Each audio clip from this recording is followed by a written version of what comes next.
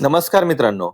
मित्रांनो, राज्यातील विधवा निराधार एकल असलेल्या महिलांसाठी राबवली जाणारी एक महत्त्वाची अशी योजना म्हणजे संजय गांधी निराधार योजना आणि याच योजनेच्या संदर्भातील सविस्तर अशी माहिती आजच्या व्हिडिओच्या माध्यमातून आपण जाणून घेणार आहोत. मित्रांनो, बऱ्याच साऱ्या महिला लाभार्थ्यांच्या माध्यमातून संजय गांधी निराधार अनुदान योजनेसाठी अर्ज करण्याचे प्रयत्न केले जात आहेत. अपात्र आहेत किंवा त्यांना अर्ज करता येत नाही अशा प्रकारे सांगितलं जातं. मग नेमकं या योजनेच्या अटी, शर्ती, निकष काय आहे? कोण याच्या अंतर्गत पात्र होतात? याच्या अर्जाची प्रक्रिया कशी असते? ही सविस्तर अशी माहिती जाणून घेण्याचा प्रयत्न आपण आजच्या व्हिडिओच्या माध्यमातून करणार आहोत. जर मित्रांनो तुम्ही चॅनलवर नवीन असाल तर चॅनलला सबस्क्राईब करा, जेणेकरून अशाच प्रकारची माहिती या चॅनलवरती वेळोवेळी तुम्हाला भेटत जाईल. चला तर मित्रांनो, जास्त वेळ न लावता व्हिडिओला आता आपण सुरुवात करूया. तर अटी आणि शर्ती, निकष काय आहे? कोण याच्या अंतर्गत पात्र होतात? याच्या अर्जाची प्रक्रिया कशी असते? ही सविस्तर अशी माहिती जाणून घेण्याचा प्रयत्न करणार आहोत. मित्रांनो, राज्यामध्ये 20 ऑगस्ट 2019 रोजी संजय गांधी निराधार अनुदान योजनेच्या सर्वोच्च योजनाच्या मार्गदर्शक सूचनांमध्ये बदल करण्याचं ठरवण्यात आलं. त्याच्यामध्ये अनुदानामध्ये वाढ करण्यात आली.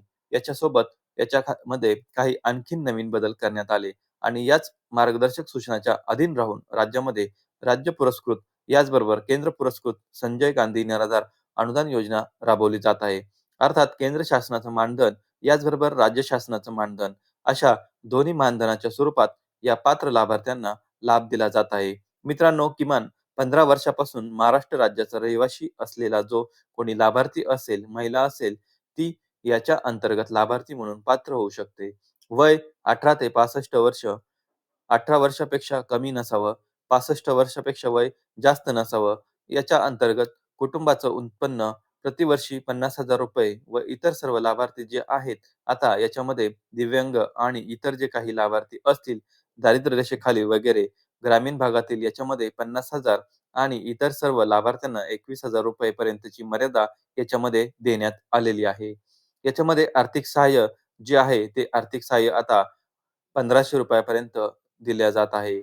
याच्यामध्ये आपण जर पाहिलं तर जे काही दिव्यांग असतील, या दिव्यांगांना मात्र या योजनेच्या अंतर्गत आता दिलं जाणारं मानधन हे ₹2,500 करण्यात आलेलं आहे. पात्रतेची जी हरकत आहे याच्यामध्ये अपंगातील अस्थिव्यंग म्हणजे दिव्यांग असतील, याच्यामध्ये अस्थिव्यंग, अंध, मूकबधीर, कर्णबधीर, मतिमंद इत्यादी प्रवर्गातील स्त्री आणि पुरुष हे या योजनेसाठी लाभार्थी म्हणून अर्ज करू शकतात. क्षयरोग, पक्षाघात, प्रमस्तीघात, कर्करोग, HIV तसेच कुष्ठरोग, सिकल सेल सार्वजनिक आरोग्य विभागाने निश्चित केलेल्या दुर्धर आजारामुळे स्वतःचं चरित्र चालू न शकणारे स्त्री आणि पुरुष याच्या अंतर्गत लाभार्थी म्हणून पात्र होतात. निराधार पुरुष, निराधार महिला, तृतीयपंथी, निराधार, विधवा, अ, प्रक्रियेतील व घटस्फोट झालेल्या परंतु पोटगीहीन असलेल्या किंवा पोटगी न मिळणाऱ्या योजनेखालील विवाहित केलेल्या उत्पन्न मर्यादेपेक्षा कमी पोटगी मिळणाऱ्या महिला, परित्यक्त्या महिला, देवदासी महिला, अत्याचारित महिला, वेश्या व्यवसायातून मुक्त केलेल्या महिला, तुरुंगात शिक्षा भोगत असलेल्या कुटुंब प्रमुखाच्या पत्नी इत्यादी जे काही महिला लाभार्थी असतील, या योजनेच्या अंतर्गत लाभासाठी लाभार्थी म्हणून पात्र असणार आहे. 18 वर्षाखालील अनाथ, अपंग, सिकल सेल ग्रस्त व अन्य दुर्धर आजाराने ग्रस्त मुले-मुली असतील, तर त्यांना पालकामार्फत लाभ देण्यात येतो. 18 वर्षाखालील लाभार्थी याच्या अंतर्गत पात्र नाहीत, परंतु अशी जर काही मुलं असतील लहान, तर त्यांच्या पालकामार्फत त्यांना लाभ दिला जातो.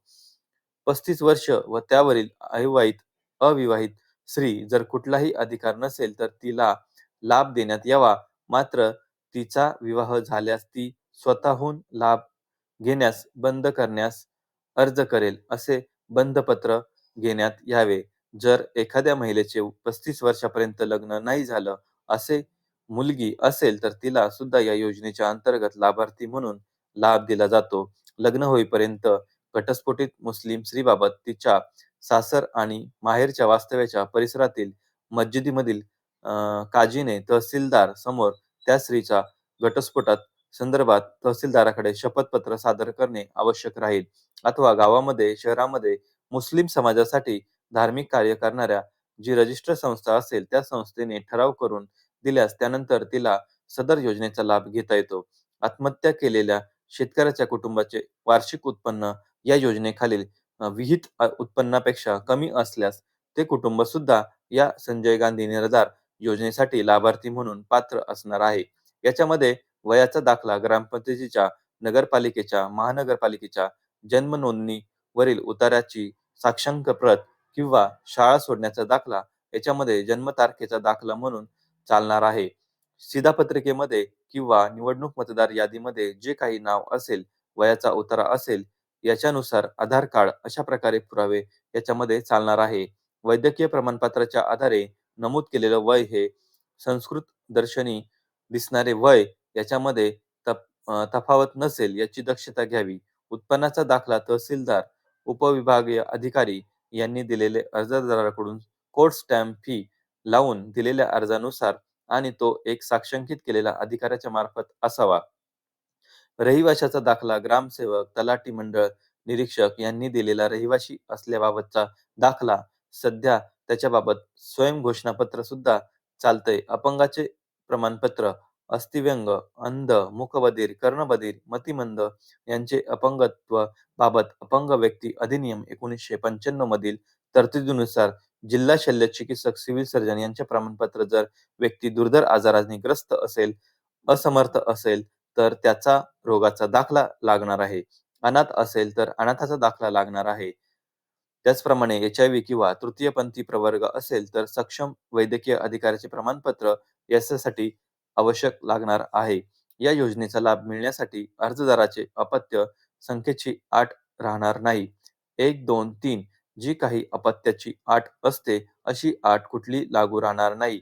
याच्यानंतर शारीरिक छळवणूक झालेल्या, बलात्कार झालेल्या, अत्याचारी झालेल्या स्त्रिया यांना सुद्धा सिव्हिल सर्जनच्या माध्यमातून दाखला दिल्यास, प्रमाणपत्र दिल्यास त्या सुद्धा या योजनेच्या अंतर्गत लाभार्थी म्हणून लाभ लाभ घेणार मी त्यांना मिळण्यास पात्र असणार आहेत. त्या वेश्याव्यवसायातून मुक्त केलेल्या अत्याचारी, विधवा अशा सर्व प्रवर्गातील महिला लाभार्थी याच्यामध्ये लाभार्थी म्हणून पात्र असणार आहे. ऑनलाईन पद्धतीने याचा अर्ज आपल्या अ, अ, स आपल्या याच्यामध्ये सेतू केंद्रामध्ये केला जातो.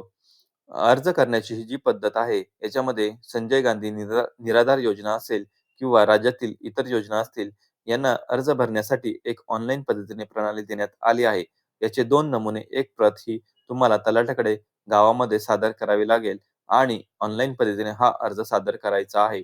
याच्यानंतर आवश्यक असलेली कागदपत्र सुद्धा ऑनलाईन पद्धतीने याच्यासाठी सादर करावी लागतील.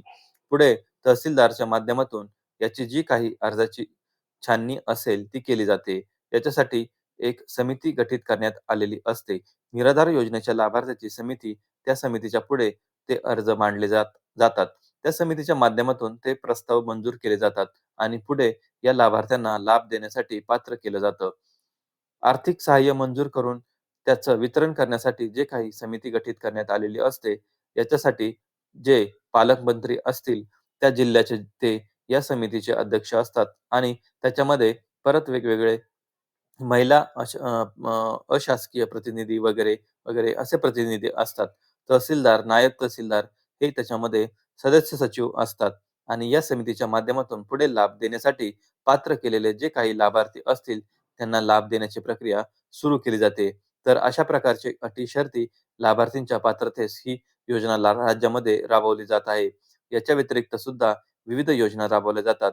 श्रावणबाळ असेल, इंदिरा गांधी निवृत्ती वेतन योजना असेल, या योजना देखील राबवल्या जात आहेत. परंतु प्रत्येक योजनेसाठीचे जे काही लाभार्थी आहेत, ते वेगवेगळे आहेत आणि महत्त्वाची अशी असलेली ही संजय गांधी निराधार योजना याच्याबद्दलची बऱ्याच मोठ्या प्रमाणात माहिती विचारली जात होती. जी माहिती आज आपण जाणून घेण्याचा प्रयत्न केला. याचा अर्ज कसा करायचा याच्याबद्दल देखील आता आपण याआधी व्हिडिओ बनवलेला होता. तर मित्रांनो, लय भारी माहिती, माहिती जी बदल घडवते. भेटूया पुढील व्हिडिओमध्ये. तोपर्यंत जय हिंद, जय महाराष्ट्र.